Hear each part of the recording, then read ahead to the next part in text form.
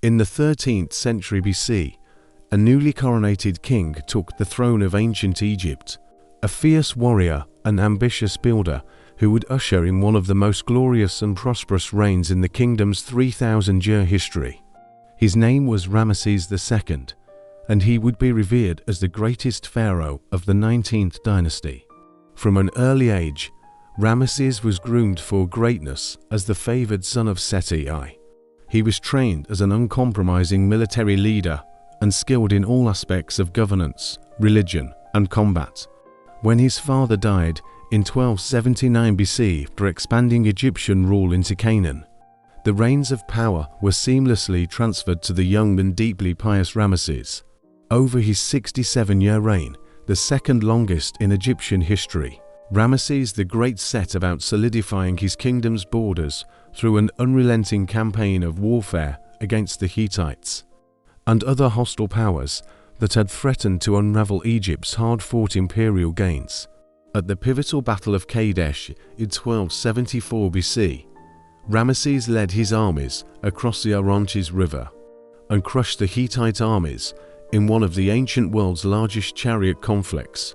While ultimately a tactical stalemate, the great victory over the Hittites allowed Ramesses to depict the battle as a masterstroke in his masterful propaganda campaign. But it was through his breathtaking architectural achievements and monumental building projects that Ramesses truly stamped his colossal legacy on the civilization. He ordered Paramesses, the dazzling city of his own name, to be built with palatial residences, temples, and infrastructure that served as his glorified new capital. Outside of Paramesses, on the west bank of the Nile, his crowning achievement arose in the form of the Ramesseum, the most insanely ambitious mortuary temple ever built, with its ornate archways, towering pylons, and avenues of sphinxes.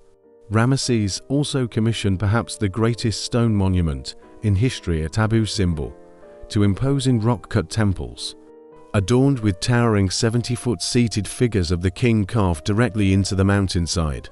Beyond these mega-projects scattered across his domains, from the Nile Delta to Upper Nubia, Ramesses initiated a prolific temple-building renaissance from Abydos to Memphis, two Thebes in honor of Egypt's deities like Amun, Ra, and Ptah.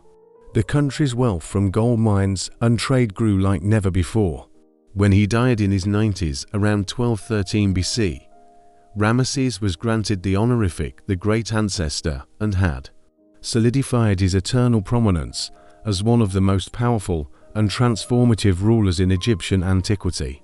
The sheer ambition of his reign, from his military campaigns to his unparalleled run as a master builder and record keeper, made Ramesses II an icon of stability and strength for Egypt during the apex of its imperial supremacy.